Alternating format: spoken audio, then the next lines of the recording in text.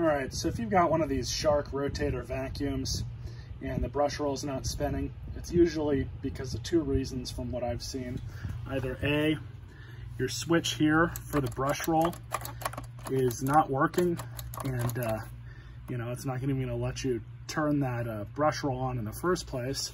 Or the more likely culprit is there's a tiny little switch in here that's broken and worn out inside.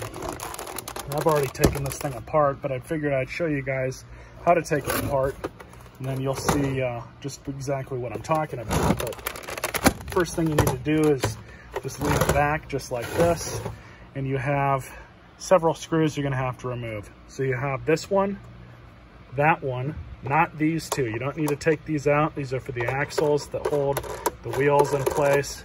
Leave those in. Don't mess with them. You have this screw,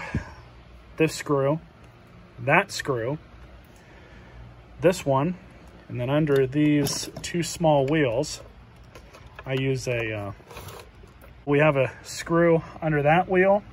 We have another screw under this wheel. And then if you open this little guy up,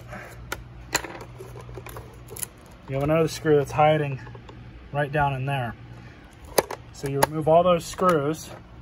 You don't have to pull this off. I did pull this off in the other part of this video because I wanted to check the wiring that was going through from the neck to here, because you can see it moves, and copper wiring stress hardens. It breaks with movement. Swivel neck here with these wires going through it that, you know, it's going to move back and forth because it swivels. So you've got wires here that are going to have to sit there and basically resist all that. But you also have another issue. Plug this back in so you guys can see it get power. So on these particular machines, the brush roll will only spin if the machine is reclined. So when this is back, this little guy is right in here, sitting on that. So with the vacuum standing upright, you can see that it's pressing against the switch. But when you go back, the idea is this little lever is supposed to come off of the switch, which it does. It's here that the problem with this particular brush roll and motor assembly, power head, is this little switch right here. So because this isn't going to work, your motor's never going to turn on and spin the brush roll. What I'm going to do to see if I can prove this or not is just bypass this switch and just connect these two wires together. So then it'd essentially just be completing the circuit all the time.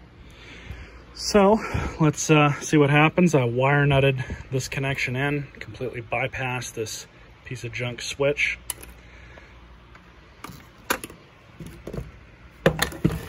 Just in case it wants to shoot forward. What do you know? Works perfectly fine.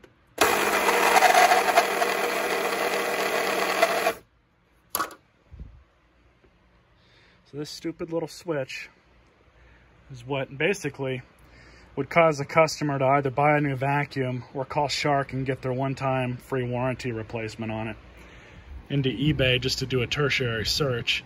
And you can buy a brand new switch if you really wanted to, but this switch itself is not expensive. It's literally like 99 cents off eBay, and you can actually get two of them.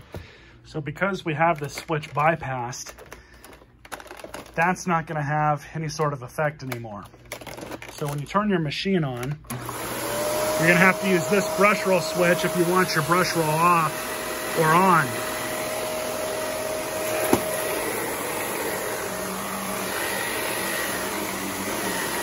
Seems to be working okay.